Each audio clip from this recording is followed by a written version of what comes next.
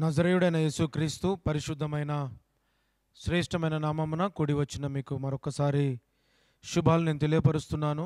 ఈ యవనస్తుల కూడికలో మీతో కలిసి ప్రభును ఆరాధించే ఓ భాగ్యాన్ని ప్రభు నాకు ఇచ్చినందుకు దేవునికి వందనాలు చెల్లిస్తూ ఉంటున్నాను. ఇంతవరకు అద్భుతమైన వాక్యాన్ని విని తిరిగి ఈ మధ్యాహ్నం మరొకసారి చిన్న వర్తమానం ద్వారా మిమ్మల్ని కలుసుకునే భాగ్యాన్ని ప్రభు ఇచ్చినందుకు దేవునికి వందనాలు చెల్లిస్తూ నాకు ఇచ్చిన అవకాశాన్ని బట్టి సంఘ కాపరికి అలాగే ఈ యూత్ మీటింగ్ నడిపిస్తున్న తమ్ముడు సురేష్ని బట్టి అలాగే వచ్చిన ప్రియ బిడ్డలందరినీ బట్టి నేను దేవునికి వందనాలు చెల్లిస్తున్నాను. Praise the lord. హల్లెలూయా. అందరు బాగున్నారా? బాగున్నారు. రైట్. చక్కటి సాక్ష్యాలు ఇచ్చిన బిడ్డలను బట్టి నేను దేవునికి వందనాలు చెల్లిస్తున్నాను. నిజంగా మీరు అనుభవిస్తున్న అనుభవాలను చూస్తుంటే ఇంత వెనక ఇంత బాధ ఉందా, మీ వెనక ఇంత శ్రమ ఉందా, ఇంత కన్నీరుందా అన్న ఆలోచనలో నేను ఉండిపోయాను. ఇక కూర్చున్న వారిలో కూడా ఇంకెంత కన్నీరు ఉందో నాకు తెలియదు. ఇంట్లో ఉన్న పరిస్థితులను బట్టి, బయట ఉన్న పరిస్థితిని బట్టి, ఉద్యోగాలను బట్టి, చదువును బట్టి, అలాగే కుటుంబం యొక్క తల్లిదండ్రుల యొక్క బాధలను చూస్తూ మనమేం పెద్ద ధనవంతులమేమీ కాదు. మన తల్లిదండ్రులు పేదవాళ్ళు అయినప్పటికీ కూడా మంచి విద్యను అభ్యసించడానికి దేవుడు కృపనిచ్చాడు. అందును బట్టి మిమ్మల్ని అభినందిస్తున్నాను. చక్కటి సాక్ష్యాన్ని బిడ్డలిద్దరూ పంచుకున్నారు. సో ఆ సాక్ష్యాలను ప్రభు బహుగా దీవించి మనందరి కొరకు ఆశీర్వాదంగా మార్చునుగాక. ఆమేన్. ఒక వాక్య భాగాన్ని చదువుకుందాం. కీర్తనల గ్రంథం 119వ అధ్యాయము 9వ వచనాన్ని చదువుకుందాం. కీర్తనల గ్రంథం 119వ అధ్యాయం 9వ వచనం. యవనస్తులు దేని చేత తమ నడత శుద్ధిపరచుకొందురు, నీ వాక్యమును బట్టి దానిని జాగ్రత్తగా చూచుకొనుట చేతనే కదా. 119వ దావీదు కీర్తన 9వ వచనం. యవనస్తుడు దేని చేత తన నడతను శుద్ధి చేసుకొందురు. యవనస్తులు దేని చేత తమ నడతను శుద్ధి చేసుకొందురు. ప్రశ్న. ఇక్కడ కూర్చున్న మీరందరూ కూడా ఎవరు? అబ్బా, మీరందరూ ఎవరు? యవనస్తులు. Youth are the builders for the nation అంటారు కదా. మీరంతా భారతదేశపు యొక్క పునాదులు. మీరు అర్థమవుతుంది. ఎవరు కూడా మీరు టీవీలలో చూస్తుంటారు కదా, ఎవరన్నా ఆంటీ అంటే కోప్పడుతారు ఈ రోజులలో. ఆంటీ అనొద్దంట. ఆమె ఎంత వయసు వచ్చినా ఏమనొద్దు, ఆంటీ అనొద్దు. ఆంటీ అంటే చాలా కోపం. అనసూయకు కూడా ఆంటీ అంటే కోపం వచ్చిందట. కోపం వచ్చి మొత్తం వైరల్ చేసేసింది, నన్ను ఆంటీ అంటారా అని. సో ఆంటీ అనిపించుకోవడానికి ఎవరికి ఇష్టం ఉండదు. సో ఎందుకు ఈ మాట చెప్తున్నానంటే, యవనస్తులు దేని చేత తమ నడతను శుద్ధి చేసుకుందరు. ఎలా మన నడతను చక్కపరుచుకోవాలి, ఎలా మన జీవితాన్ని సరి చేసుకోవాలి, ఎలా మనము మన యొక్క విద్యలో కొనసాగాలి, ఉన్నతమైన స్థితికి ఎలా చేరాలి, అనుకున్న గమ్యాన్ని మనం ఎలా చేరాలి, మనకున్న లక్ష్యాన్ని మనం ఎలా ఛేదించాలి, మనం అనుకున్న వాటిని అన్నీ మనం పొందుకోవాలి, ఇన్ని ఆలోచనలతో కూర్చున్న నీకు బైబిల్ ఇస్తున్నటువంటి ఒక అద్భుతమైనటువంటి క్వశ్చన్ ఏంటంటే, యవనస్తులైనటువంటి మీరు దేని చేత మీ నడతను శుద్ధి చేసుకుందరంటే దానికి సరైన సమాధానం కిందనే రాయబడి ఉంది. చూడండి. నీ వాక్యమును బట్టి దానిని జాగ్రత్తగా చూచుకొనుట చేతనే కదా. సమాధానం ఏంటిదంటే, నీ వాక్యాన్ని బట్టే నా నడతను శుద్ధి చేసుకుంటాను, నీ వాక్యాన్ని బట్టే నా మనసును మార్చుకుంటాను, నీ వాక్యాన్ని బట్టే నా ప్రవర్తనను మార్చుకుంటాను, నీ వాక్యాన్ని బట్టే నా జీవితాన్ని మార్చుకుంటాను. టోటల్గా నా ప్రవర్తన అంతా కూడా నీ వాక్యమును బట్టి నేను మార్చుకుంటాను. మార్చగలిగిన శక్తి కలిగినది ఏంటిదంటే దేవుని యొక్క వాక్యం మాత్రమే. నిన్ను ఎవ్వరూ మార్చలేరు. మీ మమ్మీ నిన్ను మార్చలేదు, మీ డాడీ నిన్ను మార్చలేరు, నేను మిమ్మల్ని మార్చలేను, సంఘ కాపరి మనల్ని మార్చలేదు. కానీ బైబిల్ ఏమంటుందో తెలుసా? దేవుని యొక్క వాక్యం మాత్రమే మనల్ని ఏం చేయగలదు? మార్చగలదు. ఆ వాక్యాన్ని మనం జాగ్రత్తగా చూసుకున్నట చేత మన జీవితం ఏమైపోతుందంట? మార్చబడుతుందంట. అడుగుతున్నాను ప్రశ్న, ఈ వాక్యము మీ చేతులలో ఉందా? ఈ వాక్యము మీ మనసులో ఉందా? ఈ వాక్యము మీ వ్యక్తిగత జీవితంలో పనిచేస్తుందా? ఒక ప్రశ్న అడుగుతాను, కరెక్ట్గా గుండె మీద చేసుకొని అబద్ధం ఆడకుండా నిజంగా ప్రభు సన్నిధిలో, ప్రభు మందిరములో చెప్పండి. మీకు సెల్ ఫోన్ అంటే ఎక్కువ ఇష్టమా, బైబిల్ అంటే ఎక్కువ ఇష్టమా? అబ్బా చెప్పరు.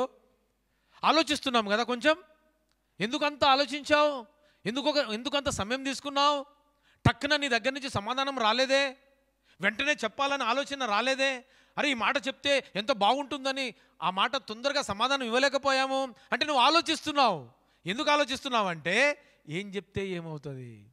బైబిల్ అంటే బ్రదర్ ఏమంటాడో, సెల్ ఫోన్ అంటే ఎప్పుడు సెల్ ఫోనా అనుకుంటాడేమో.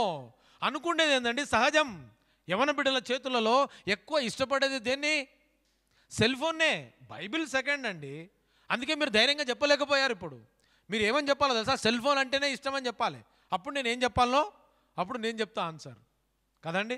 బైబిల్ అని చెప్పకండి, ఎందుకంటే బైబిల్ అంటే మనకు అంత ఇష్టము చెప్పరు, అంత ఇష్టపడం. సెల్ ఫోన్ కంటే కూడా ఒక మాట చెప్తాను, బైబిల్ అంటే ఇష్టం అన్నారు కదా, మీ చేతులలో ఎక్కువ సమయం బైబిల్ ఉంటుందా, ఎక్కువ సమయం ఫోన్ ఉంటుందా? ఇప్పుడు దొరికిపోయారు దొంగలు. ఇప్పుడు దొంగలు ఏమైపోతారు? ఇప్పుడు మనకు దొరికిపోతారు దొంగలు. నా ప్రియమైన దేవుని బిడ్డలారా, ఎందుకు ఈ మాట చెప్తున్నానంటే ఒక చెల్లి నా దగ్గరకు వచ్చింది, ఇంటర్మీడియట్ ఫెయిల్ అయింది. అన్ని సబ్జెక్టులు పోయినా ఒక సబ్జెక్టు పాస్ అయింది. సప్లిమెంటరీ రాసింది, మళ్ళీ సప్లిమెంటరీ కూడా అన్నీ ఏమైందట, అన్నీ ఫెయిల్ అయింది. అన్నీ ఫెయిల్ అయ్యి మెదక్ పోయింది. ఎక్కడ పోయింది చెప్పరు తొందరగా? మెదక్ పోయింది. ఎందుకు మెదక్ పోయారంటే దేవుడు పాస్ చేస్తాడేమో అని. ఏం చేస్తాడని? దేవుడు పాస్ చేస్తాడేమో అని. సరే దేవుడు పాస్ చేస్తాడని మెదక్ పోయి ఏం చేసి వచ్చినావు అమ్మ అన్న. ఆ అమ్మ ఎంత అద్భుతమైన ఆన్సర్ చెప్పిందో తెలుసా? గుండు కొట్టించుకొని వచ్చినా అన్న అన్నది. ఏమన్నది? గుండు కొట్టించుకొని వచ్చినా అన్నది. మెదక్ ఎందుకు పోయింది? గుండు కొట్టించుకోవడానికి పోయింది. దేవునికి ఏమి ఇచ్చి వచ్చిందంట చెప్పండి? మీ పాడుబడ్డ వెంట్రుకలు ఇవ్వడానికి వెళ్ళిందండి. దేవునికి నీ వెంట్రుకలు కావాలండి? దేవుడికి మనం ఇచ్చే వెంట్రుకల కోసం అండి మెదక్ వెళ్ళేది? ఎంత భయంకరం. ఎక్కడ పెరుగుతున్నామండి? ఏ వాక్యంలో పెరుగుతున్నాం? ఏ ఏ ఏ సంఘంలో మనం పెరుగుతున్నాం? మనం ఆలోచిస్తున్న విధానం ఏంటిది? మన పరిశుద్ధత ఏంటిది? మన పవిత్రత ఏంటిది?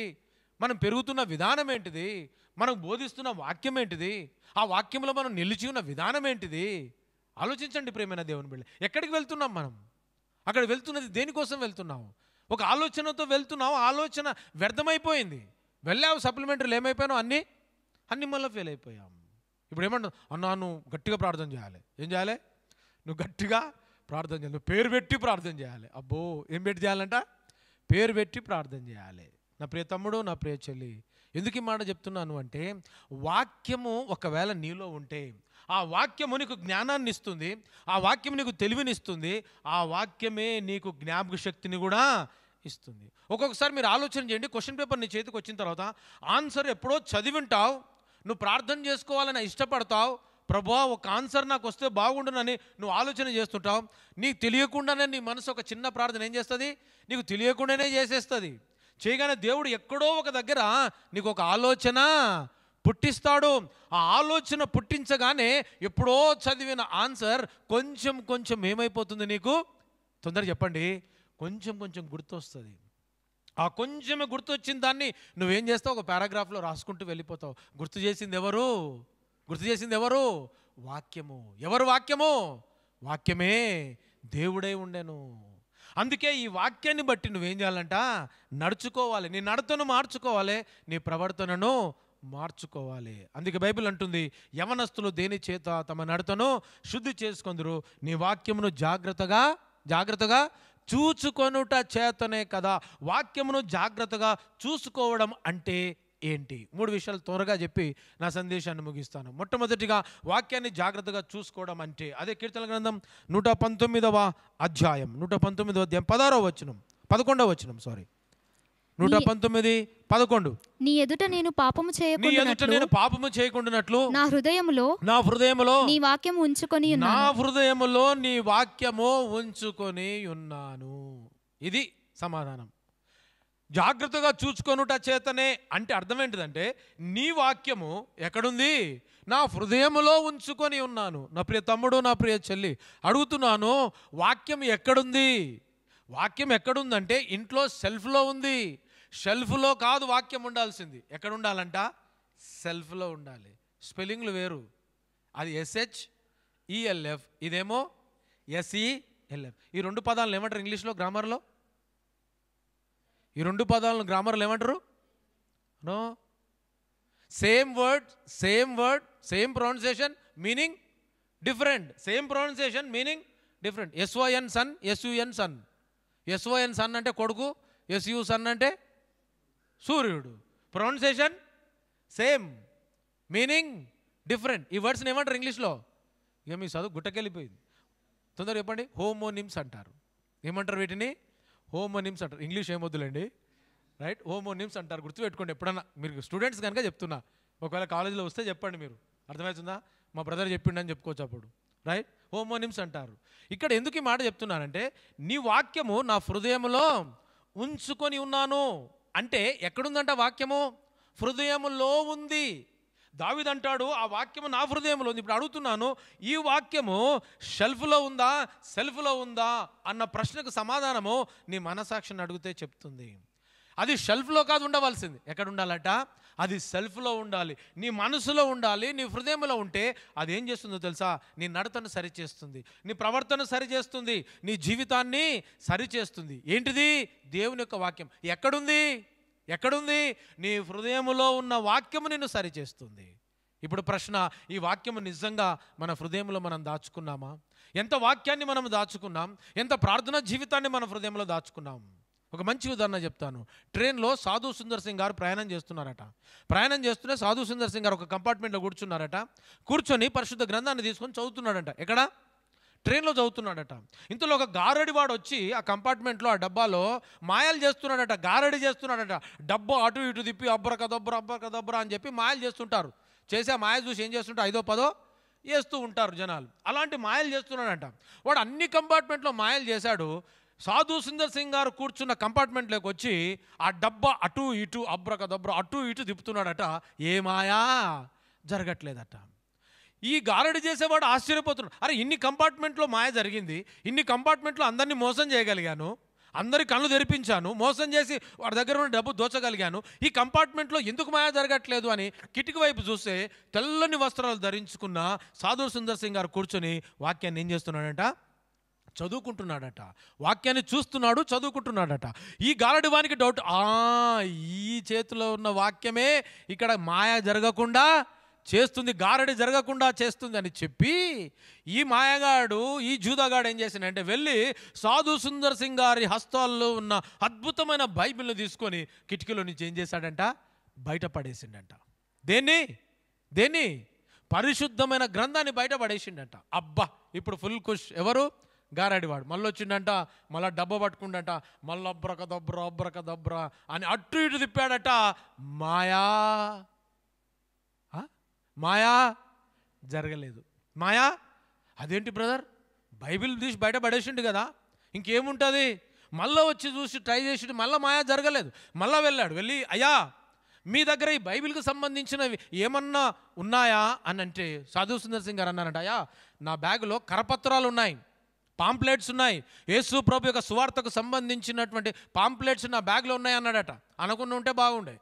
పాంప్లెట్స్ ఉన్నాయన్నాడట.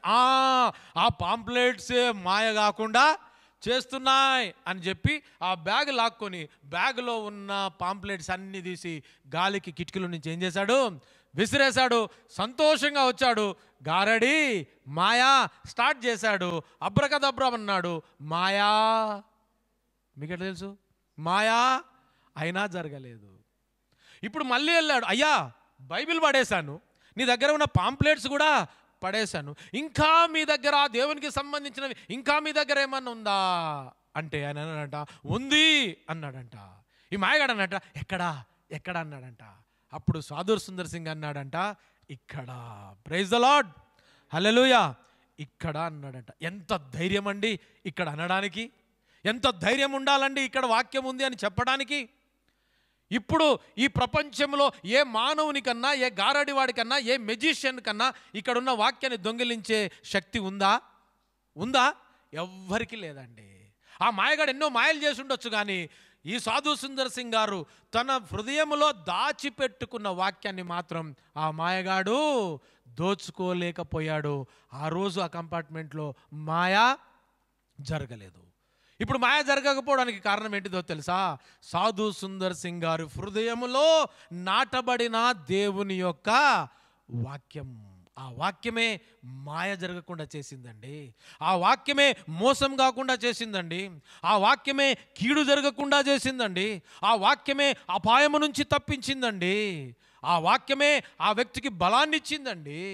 సాధు సుందర్ సింగ్ గారు తన హృదయంలో నింపుకున్న వాక్యం ఈరోజు నా ప్రియ తమ్ముడు, నా ప్రియ చెల్లి, ఎందుకు గాను నీవు కూడా నీ హృదయంలో ఈ అద్భుతమైన వాక్యాన్ని నింపుకోగలిగితే ఎంత బాగుంటుంది. ఎక్కడో కాదు వాక్యం ఉండవలసింది, గోడల మీద కాదు వాక్యం ఉండవలసింది, మందిరాలలో కాదు వాక్యం ఉండవలసింది, నీ ఇంటిలో చూడ్డానికి లేదా మంచిగా డెకరేషన్ చేసుకోవడానికి కాదు వాక్యం. ఎక్కడ ఉండాలంట వాక్యం? నీ హృదయములో, నా హృదయములో వాక్యం ఉండాలి. యవనస్తుడు దేని చేత తమ నడతను శుద్ధి చేసుకొందురో నీ వాక్యము హృదయములో ఉంచుకొనుట చేతనే కదా. రెండో విషయాన్ని చూద్దాం. అది 119 16వ వచనం చదువుకుందాం. 119 16వ వచనం. నీ కట్టడలను బట్టి నేను హర్షించెదను, నీ వాక్యమును నేను మరవక యుందును. రెండవది, నీవు దేవుని యొక్క వాక్యాన్ని బట్టి నీ హృదయంలో ఉంచుకోగలిగితే నీవు నీ నడతను శుద్ధి చేసుకోగలుగుతావు. రెండవదిగా, నీ వాక్యము నేను మరవక యుందును. సామాన్యంగా జనాలంతా ప్రార్థన చేస్తుంటారు కదా, చాలామంది తల్లిదండ్రులు కూడా ప్రార్థన చేస్తున్నారు. ఏమన్నా తెలుసా?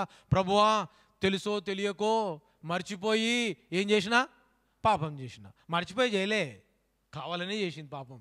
ఎవరు కూడా మర్చిపోయి పాపం చెయ్యరు, కావాలనే చేస్తాం. కానీ దేవుని దగ్గరకు వచ్చి ఏమన్నా తెలుసో తెలియక నాయన, నోయింగ్లీ అన్నోయింగ్లీ కదా, నోయింగ్లీ అన్నోయింగ్లీ జరిగిపోయింది కదా. ఎంత మంచి మాటలు ఇంగ్లీష్లో, నోయింగ్లీ తెలుసో తెలియక చేసేసాం. ఒకవేళ తెలిసి తెలియక చేస్తే నో ప్రాబ్లం. చాలామంది ఏం చేస్తామో తెలుసా, తెలిసే చేస్తాం. మనకి ఈజీగా వచ్చే ఒక మాట ఏంటో తెలుసా, ఈజీగా తప్పించుకునే ఒక మంచి మాట ఏంటిదో తెలుసా? ఏమ్రా ఈరోజు హోంవర్క్ చేయలేదు అని అంటే వాడు వెంటనే లేస్తాడు, సార్ మర్చిపోయినా సార్. ఏమంటాడు? మర్చిపోయినా సార్ అంటాడు. ఆ మర్చిపోవటం అనేది ఒకసారి ఆలోచన చేయండి. ఆ మర్చిపోయే స్వభావం ఎవరిది? మానవులది మర్చిపోయే స్వభావం. కానీ బైబిల్ ఏమంటుందో తెలుసా? నీ వాక్యము నేను మరవక. ఈ లోకంలో నువ్వు దేన్నైనా మర్చిపో, ఈ లోకంలో ఏ విషయాలన్నా మర్చిపో, కానీ నువ్వు మర్చిపోకూడనది ఏంటిదంటే దేవుని యొక్క పరిశుద్ధమైన వాక్యం. ఎందుకంటే ఈ వాక్యమే మనల్ని ఏం చేస్తుంది? బ్రతికిస్తుంది. ఈ వాక్యమే మన జీవానికి ఫలాన్ని ఇస్తుంది, మన ప్రాణానికి గొప్ప మేలు కలిగిస్తుంది. ఈరోజు నువ్వు జీవముతో ఉన్నావు. ఈరోజు బైబిల్లో మీరు చూస్తే దావీదు భక్తుడు అలాగే రాసినటువంటి కీర్తనలో ఎక్కువగా మాటలు ఏముంటుంది తెలుసా? నా ప్రాణమా, నా ప్రాణమా, నా ప్రాణమా, నా ప్రాణమా అని ఉంటుంది. మీరు ఇంటికి వెళ్ళిన తర్వాత చదవండి బైబిల్, ఇప్పుడన్నా స్టార్ట్ చేయండి. నా ప్రాణమా, నా ప్రాణమా అని ఉంటుంది. ఎందుకు వీళ్ళు ప్రాణంతో మాట్లాడుతున్నారు? ఇప్పుడు ప్రశ్న, మీరు ఎప్పుడన్నా మీ ప్రాణంతో మాట్లాడారా? ఎప్పుడన్నా మీ ప్రాణంతో మాట్లాడారా? ఎప్పుడన్నా పక్కలతో మాట్లాడినాం, పక్కనున్న ఫ్రెండ్స్ తోటి మాట్లాడినాం, ఎదురుంగున్న ఫ్రెండ్స్తో మాట్లాడినాం. అసలు ప్రాణముతో ఎట్లా మాట్లాడతారు బ్రదర్? మాట్లాడారండి, భక్తులు మాట్లాడారు ప్రాణముతో. కౌరవ కుమారులు మాట్లాడారు, ఓ ప్రాణమా నువ్వెలా కృంగిపోతావు, ఓ ప్రాణమా నువ్వెలా తొందరపడతావు, నా ప్రాణమా యెహోవాను సన్నుతించుము, ఆయన చేసిన ఉపకారంలో దేనిని మరవకుము అని ఇలా ప్రార్థన చేసిరండి. ఏ ప్రార్థన అది? ప్రాణముతో చేసిన ప్రార్థన. అయితే ఒక ప్రశ్న, ఇంతకు మీకు ప్రాణం ఉందా? గట్లడుగుతావు బ్రదరు, అసలు మీకు ప్రాణం ఉందా? ఉంది. ఉంటే ఎక్కడుంది? అట్లంటే అట్లంటావు, ఇట్లంటే ఇట్లంటావు. ఉంటే ఎక్కడుంది మీ ప్రాణం? చెప్పరు. గాల్లో ఉందా? ఎక్కడుందమ్మా మీ ప్రాణం? దాంట్లో లోపల. నో, యాక్షన్ కాదు మనకు కావాల్సింది, ఆన్సర్ కావాలి. యాక్షన్ కాదు మనకు కావాల్సింది. మీ ప్రాణం ఎక్కడుంది? మనలో ఉంది. నో కాదు. ఎనీబడి? శరీరంలో ఉంది. నో. ఎక్కడుందమ్మా? దేవుని దగ్గర ఉందా? బా, ఏం ఆన్సర్ చెప్పింది? ఎవరు మాట్లాడకుండా చెప్పేసింది ఆన్సర్.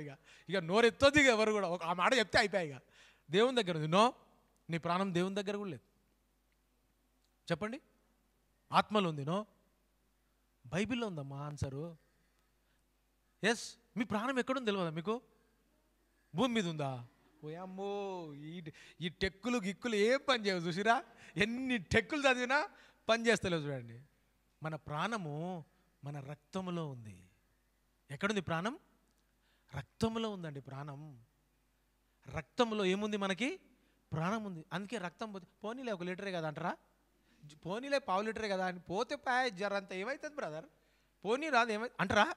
ఆ రక్తాన్ని ఏం చేస్తాం మనం? వెంటనే చిన్న దెబ్బ దాకా జర రక్తం ఇట్లా వస్తుంది, 2 చుక్కలు ఇట్లా గారగానే దాన్ని ఏం చేస్తాం? వెంటనే పసుపు పెట్టి బయటికి రాకుండా ఎందుకు ఆపుతున్నావు? కొంచెం రక్తం ఎక్కువ గారితే నీ ప్రాణం ఏమవుతుంది? పోతుందండి. యాక్సిడెంట్లు అయితే ఫస్ట్ ఏం చేస్తారు? రక్తాన్ని కారకుండా రక్తం పోకుండా ఆపుతారండి. ఎందుకో తెలుసా? ఎంత రక్తం వెళ్ళిపోతుంటే నువ్వు మరణానికి అంత దగ్గర అవుతున్నావు అన్న సంగతి గుర్తుపెట్టుకోండి. మీ ప్రాణం మీ రక్తంలో ఉంది, ఎక్కడో లేదు, భూమి మీద లేదు, ఆకాశంలో లేదు, ఎక్కడో లేదు. ద్వితీయోపదేశ కాండంలో ఉంటుంది. మీ రక్తము, మీ ప్రాణము మీ రక్తంలో దేవుడు ఏం చేశాడు? దాచిపెట్టాడు. అందుకే రక్తం వెళ్ళిపోతుంటే మీరు ఎప్పుడు చూడండి, యాక్సిడెంట్ అని ఏది జరిగినా రక్తాన్ని ఫస్ట్ ఏం చేస్తారు? అరికడతారు, కట్టు కట్టేస్తారు వెంటనే రక్తం పోకుండా. ఎందుకో తెలుసా?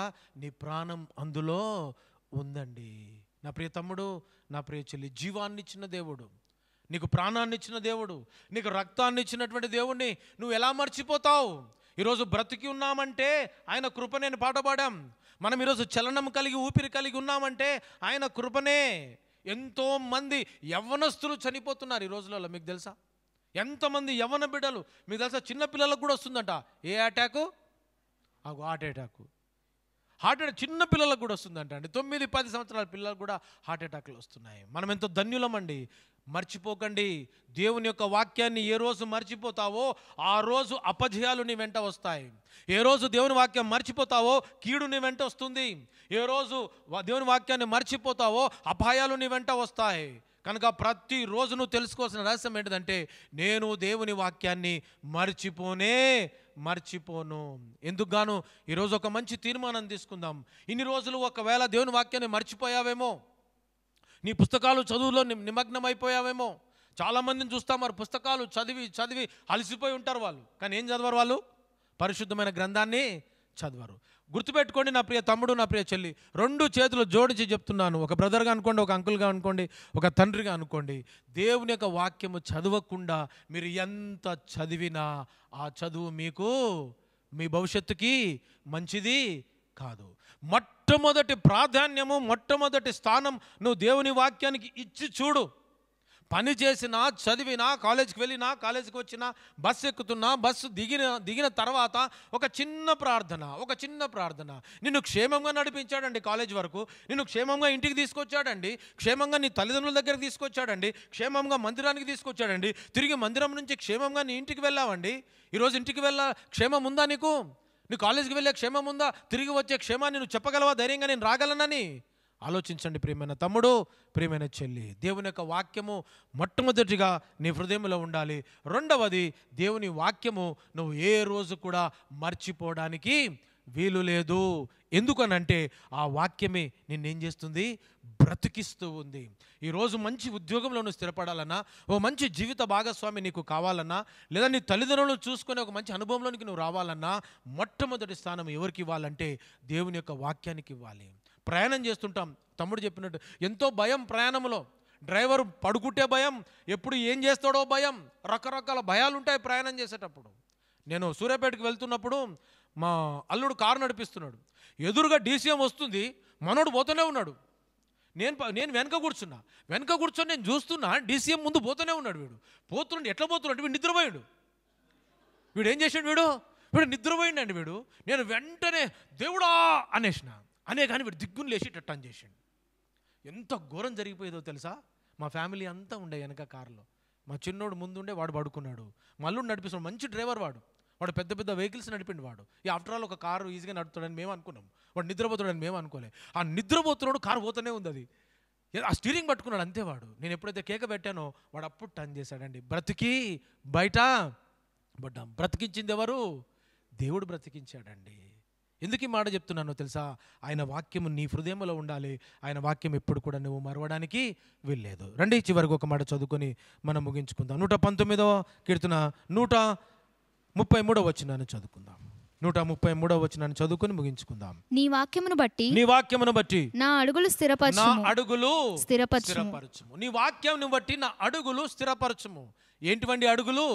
మనం వేసే ప్రతి అడుగు, మనం మాట్లాడే ప్రతి మాట. ఈరోజు ప్రియ తమ్ముడు, ప్రియ చెల్లి, నువ్వు వేసే ప్రతి అడుగు ఎక్కడుండాలో తెలుసా? అది ఆశీర్వాదములో ఉండాలి. నువ్వు వేసే ప్రతి అడుగు అది దీవెనలో ఉండాలి. ఆసాపు కీర్తనలో రాయబడిన మంచి మాట ఏముంటుందో తెలుసా? భక్తిహీనుల అడుగట మరణానికి అంచులో ఉందట. భక్తిహీనుల అడుగు ఎక్కడుందట?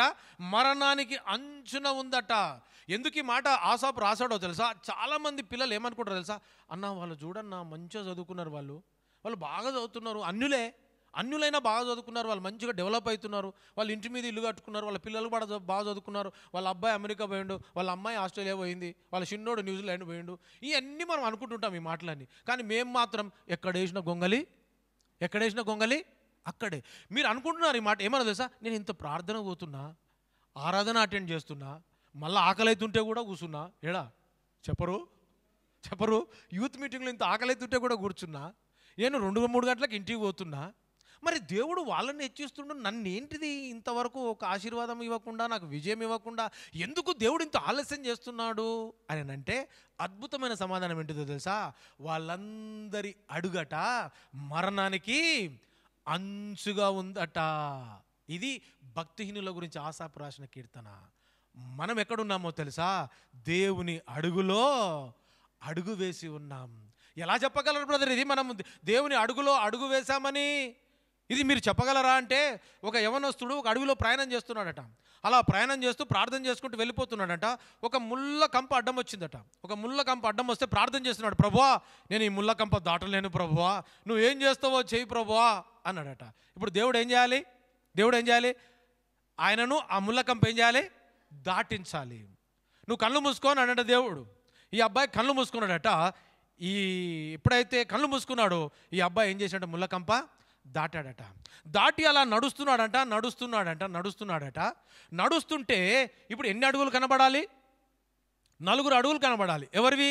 యేసువి 2 అడుగులు, ఈ యవనస్తుని యొక్క 2 అడుగులు కనబడాలి. కానీ ఈ అబ్బాయికి ఎన్ని కనబడుతున్నాయి అంటే 2 కనబడుతున్నాయి. అమ్మా దయ్యం వచ్చి నన్ను ఏం చేసింది, ముళ్ళకంప ఎత్తి అవతలేసేసి ఇప్పుడు దయ్యం ఏం చేస్తుంది, నడుస్తుంది అనుకున్నాడట. అనుకొని ఒక మాట అంటున్నాడు, ప్రభువా నాకు 2 అడుగులే కనబడుతున్నాయి, మీరు ఎక్కడున్నారు అని అంటే, అయ్యా నేను ఎక్కడున్నానో కాదు, నువ్వు ఎక్కడున్నావో తెలుసా, నీ అడుగులు కాదవి, అవి ఎవరి అడుగులు?